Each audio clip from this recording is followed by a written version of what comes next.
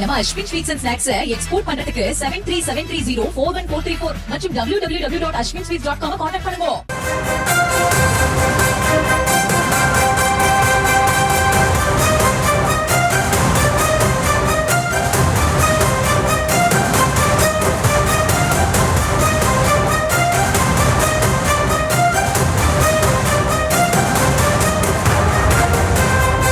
அண்மை செய்தியாக பார்த்து வருகிறோம். டெல்லியில் உள்ள சோனியா காந்தி இல்லத்தில் வைத்து கனிமொழி ராகுல் காந்தி சந்தித்திருப்பதாக தகவல் கிடைக்கப்பட்டிருக்கிறது. அந்த அண்மை செய்தியை பார்த்து வருகிறோம். திமுக துணை பொதுச் செயலாளர் கனிமொழியோடு எதிர்க்கட்சித் தலைவர் ராகுல் காந்தி சந்திப்பு நிகழ்த்தியிருக்கிறார். அந்த அண்மை செய்தியை பார்த்து வருகிறோம். டெல்லியில் உள்ள சோனியா காந்தி இல்லத்தில் எதிர்க்கட்சித் தலைவர் ராகுல் காந்தியுடன் திமுக துணை பொதுச் செயலாளர் கனிமொழி சந்திப்பு நிகழ்த்தியிருக்கிறார்.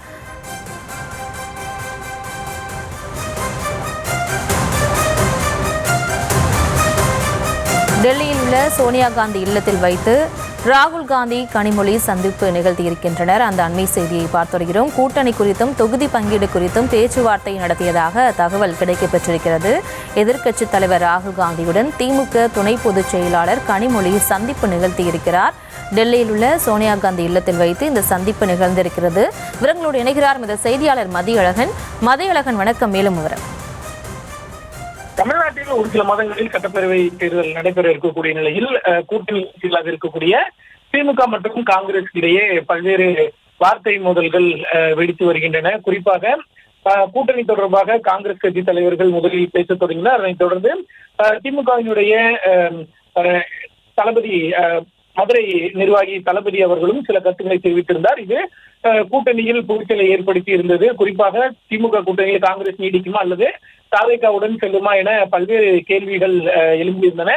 இந்த நிலையில் நாடாளுமன்ற கூட்டத்தொடரில் கலந்து கொள்வதற்காக டெல்லி சென்றிருந்த திமுக துணை பொதுச் செயலாளர் கனிமொழி தற்பொழுது டெல்லியில் இருக்கக்கூடிய காங்கிரஸ் கட்சியினுடைய மூத்த தலைவர் சோனியா காந்தியினுடைய இல்லத்தில் சோனியா காந்தியினுடைய இல்லத்திற்கு கனிமொழி சென்றிருக்கிறார். அப்பொழுது காங்கிரஸ் கட்சியினுடைய மூத்த தலைவர் ராகுல் காந்தி மற்றும் எதிர்கட்சி தலைவராக இருக்கக்கூடிய ராகுல் காந்தியை கனிமொழி சந்தித்து பேசியிருக்கிறார். இந்த சந்திப்பின் பொழுது கூட்டணி குறித்து இருவரும் பேசியதாக தகவல்கள் வெளியாகி இருக்கின்றன. மேலும் தொகுதி பங்கீடுகள் குறித்தும் இருவரும் பேசியிருப்பதாகவும் தகவல்கள் வெளியாகி இருக்கின்றன.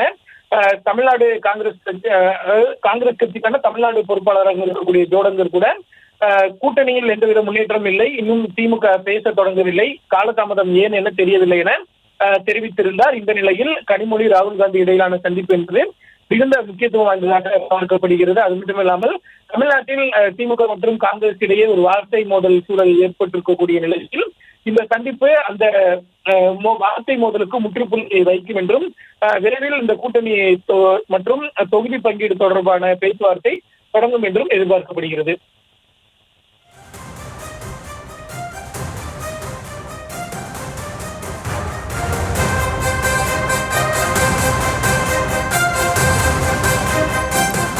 விவரங்களுக்கு நன்றி மதியழகன். நம்ம Ashwin sweets and snacks export பண்றதுக்கு 7373041434 மற்றும் www.ashwinsweets.com கான்டாக்ட் பண்ணுங்க.